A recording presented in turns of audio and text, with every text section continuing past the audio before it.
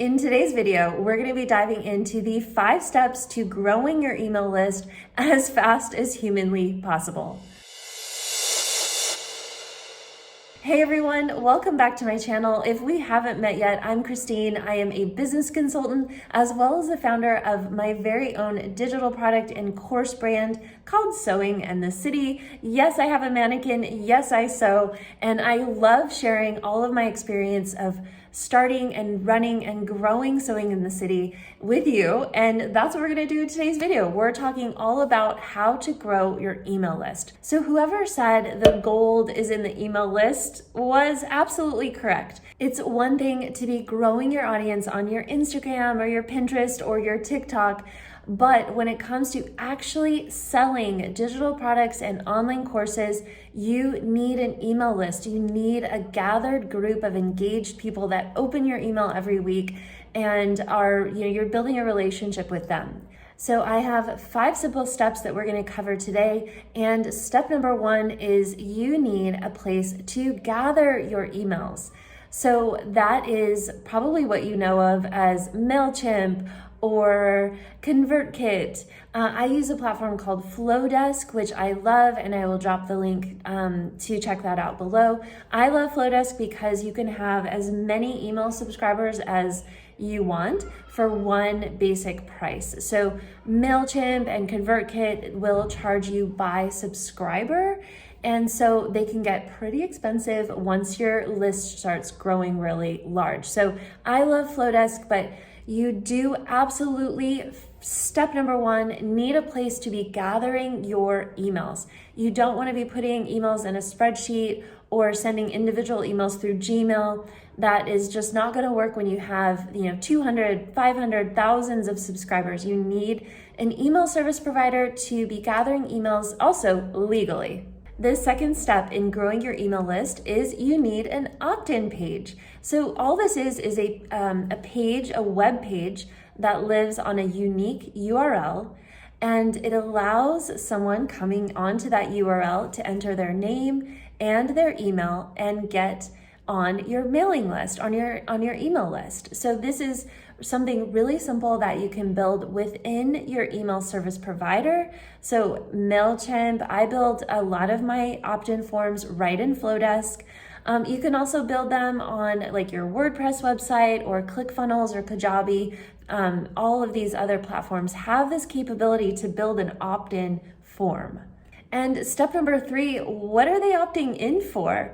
Well, you can have just a simple opt-in, join my newsletter. I have started doing this with Sewing in the City because my newsletter is starting to gain popularity. So sometimes people just want to get the weekly email that I send out. But when you're just starting out, the best way to entice people onto your email list is to offer some kind of really valuable free product in exchange for the email address. This is the fastest way to get up and running and collecting emails. So this free product needs to be so good that maybe someday you might charge for it, okay? Because it needs to be really, really juicy for people to give you your email.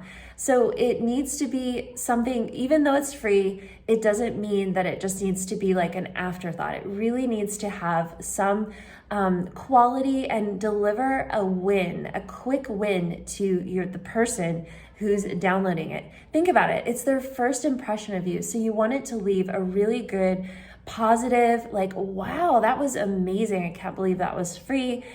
With the person who's just joined your email list. The second thing that the opt-in really should be is quick to consume. So we're going to dive into more specific examples of opt-in freebies in another video, but you just want to remember that your first freebie just really needs to be easy to consume. So don't think about doing like long mini courses or challenges.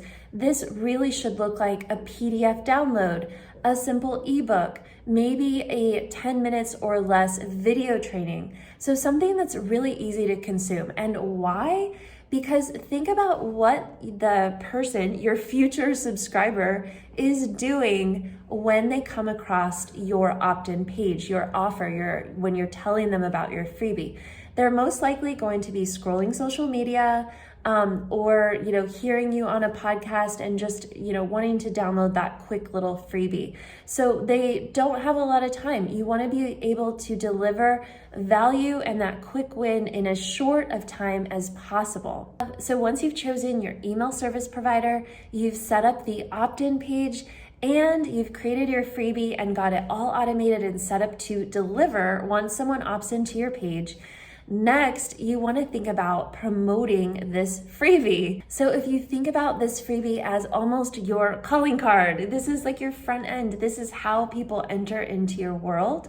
And it's a pretty low barrier way for people to start getting to know you better. So you want to share this everywhere. So one of the places you can share is on your Instagram stories. I actually schedule these freebie. I have multiple freebies now with Sewing in the City. Over the years, I've just been building and building. And so I have them built into my social media content calendar on certain days to share certain freebies within my stories. And yesterday, I just shared a story slide about my ballerina slippers, which is a free pattern that I have.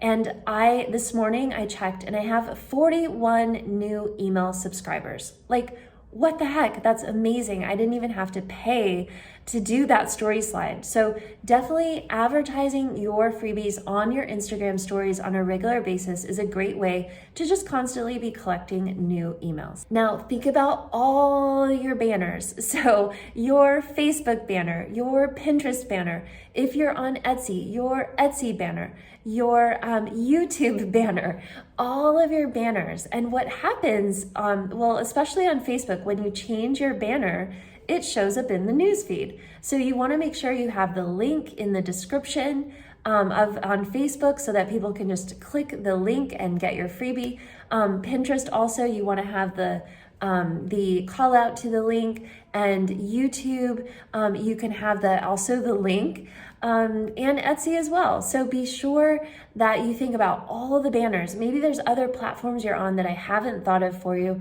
but always be thinking about your banners. Someone lands on your shop page, that banner is right there, and they instantly see a really enticing freebie that they can get. Now think about all of your descriptions. So think about your Pinterest description, your YouTube description, your TikTok description, your Instagram link in bio. All of these places must have the link to your freebie. Next, if doing podcasts is on your marketing agenda, you definitely want to have a juicy freebie. And because at the end of the podcast, when the host asks you how the audience can, get more information from you or connect with you, it's so easy just to be able to share your free thing. It's so much easier than saying, oh, connect with me on Instagram. It's so much more juicy to tell someone, oh, you can get my free XYZ by going to xyz.com. And not only do they get a free, juicy piece of your content, but then they're also on your email list. The point is, once you have this really irresistible freebie created and all set up, you want to think about this as the entry point into your world. So think and get creative about all the places around the internet that you can share this. Anywhere your potential subscribers are, you want to make sure that that link is there and the advertisement for your freebie that gets them on your email list. And step number 5 to growing your email list as fast as humanly possible is in the follow-up. So once someone joins your email list, you've gone through a lot of effort to actually get them, into your world. You've created this stuff, you've set up the tech. So a lot of times what I see when I work with clients individually is I'll ask them, oh, you have 500 people on your email list. How often do you email them?